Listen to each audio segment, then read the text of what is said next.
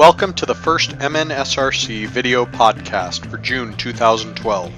The goal of this feature on our website is to provide you with rule clarifications and educational materials to help you get better on the field. We'll use examples from professional games and from youth matches in our monthly feature. The materials in these podcasts are reviewed by members of the State Referee Committee, including the State Director of Assessment, as well as a FIFA referee inspector, so you can be sure that you will be getting accurate advice and analysis. This month, we'll look at a pair of very complicated decisions from MLS matches involving Minnesota referees, then follow that up with some more basic issues of law enforcement and foul recognition from youth matches. Let's get started. Our first clip is from an MLS match between the San Jose Earthquakes and Real Salt Lake, featuring Minnesota's FIFA referee Elias Bazakos in the center. This incident provoked a lot of controversy, so let's start by watching it all the way through. Ball ahead. Can Lenhart get there? With Olave, goes down to the 18. It's going to be a red card. And a red is coming For Olave. for Emerson Olave. And a foul just outside the penalty area. That's a big loss for RSL, but Steven Lenhart does a great job of finding some space. Ends up getting a breakaway, causes Olave to bring him down.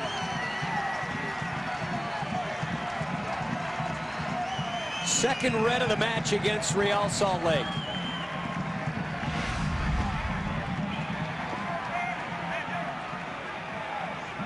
Well, Lenhart has body position on Olave, and Olave's coming strong at him.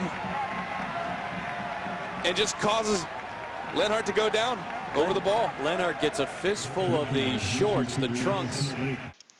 This situation is extremely challenging for the referee. There's not much Elias can do here to improve his positioning because the flow of play turns in a hurry. Salt Lake, in white, has possession in the midfield, but turns the ball over and San Jose responds with a quick long ball over the top. It's impossible to anticipate this kind of turnover at the professional level, and as a result, Elias winds up about 25 to 30 yards behind the challenge when the players tumble. The debate in this incident is over whether the San Jose player, Steven Lenhart, allowed himself to be run into, or if Lenhart actually fouled the Salt Lake defender, Jamison Olave, first when he grabs his shorts. There are some important facts and information that allow Elias to get this call right. At the professional level, the referees receive detailed scouting reports on every player. Part of their extensive pregame discussion with their crews involve things like which players are fast, which are slow, which players try to beat defenders off the dribble, which defenders use their body more, and so forth. There's a lot more preparation than what the average youth referee is used to. In this case, the main clue here is that Lenhart gets his body between the ball and Olave. Lenhart is slow, Olave is fast. The initiation of contact comes from Olave running into Lenhart from behind. Granted, it's not much, but the momentum of this play means the smallest amount of contact can still knock Lenhart off stride. As he tumbles, Lenhart grabs Olave's shorts, but the tumble occurs because Olave charged Lenhart from behind. This is not a legal shoulder-to-shoulder challenge. The contact is into Lenhart's back. Therefore, it's a foul.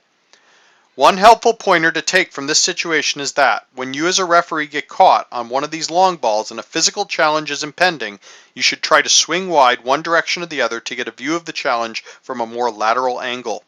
If you simply take off in pursuit and end up looking directly through the back of the challenge, you will miss the contact that defines the challenge as a foul. Recognize your loss of proximity and do your best to make up for it by improving your angle of view. Because Olave is the last defender other than the goalkeeper, this is also a send-off. The 4 Ds of DOGSO are all present. Distance to goal, top of the penalty area, well within scoring range. Distance to the ball, Lenhart is able to play the ball at the time of the foul. Number of defenders, Olave is the last field player with an opportunity to challenge Lenhart. And direction of play, play is headed directly for the goal. A foul here must result in a red card, regardless of the game situation. Kudos to Elias, a gutsy and a big call in a difficult position. Next, we have another interesting MLS incident. This one involves another Minnesota referee, Fotis Bazakos. Late in the match between Dallas and Seattle, a Seattle defender, Jeff Park, takes down Dallas's Breck Shea just outside the Seattle penalty area. There is a legitimate argument here that the foul was tactical, and I'm sure some might argue that even elements of denying a goal-scoring opportunity may be present. Arguably, there is a second Seattle defender nearby who likely could have challenged a shot, so the send-off decision would be a bit iffy. But there's plenty of justification on this challenge for a caution by defining it as tactical. Dallas takes the free kick quickly and puts the ball back in play in an attempt to score. When the shot goes wide, we see Shea confront Fotis, and odds are he's appealing for some sort of misconduct against Park for the foul. The problem is that if Fotis decides to caution Park, or if Park's actions are defined as 100% misconduct, the free kick may not be taken quickly. Fotis would have to hold up the restart and issue the caution, after which the free kick would become ceremonial and would require a referee whistle to proceed. Fotis, A, decided that a caution was not mandatory for this foul, and then B, took a risk that the quick restart and subsequent scoring opportunity would be of greater benefit to Dallas than holding play up for a challenge that was clearly cautionable but not necessarily 100% cautionable. Therefore, Fotis allowed the kick to proceed. By doing so, he also eliminated the option to caution Park for the foul. There are two very important take-home points to this decision. First, if the incident had warranted a send-off, Fotis would not have had the option to take a chance on allowing a quick restart at all. If he feels this is a dog-so, he must hold up play and issue the red card, no exceptions. Second, it is strongly recommended that if the referee decides that a caution should be given, he or she must stop the quick free kick to administer the caution and proceed to a ceremonial free kick. To not issue a caution here is a decision reserved for extremely high levels of officiating and of referees who not only have strong laws of the game knowledge and application, but also very strong game control. The only time a referee should take this risk is if there is a very high probability of a goal. In 99.99% of youth matches, this will not be the case.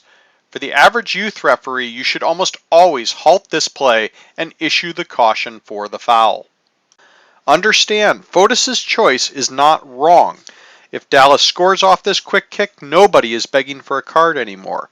As long as this is not a clear denial of a goal-scoring opportunity, Fotis has options, and his choice here is a complicated one that sometimes develops at the professional level.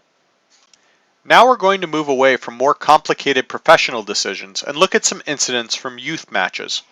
We're going to start with some very basics on Law 15, the throw-in.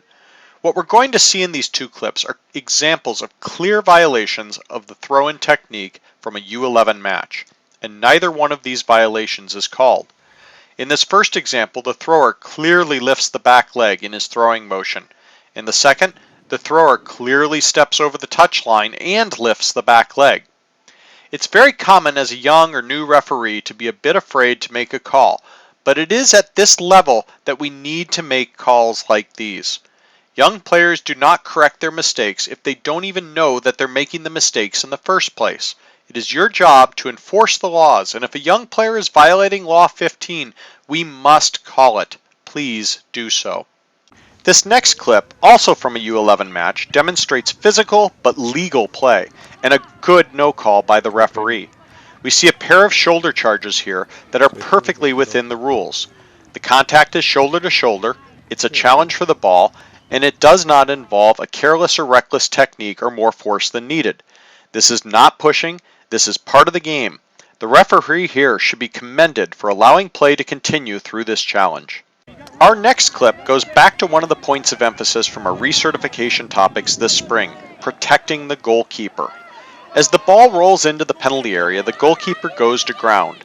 He does not claim the ball, but he does put himself between the ball and the onrushing attacker, who in his enthusiasm to chase the ball, knees the goalkeeper in the side or hip area. Folks, this is a foul.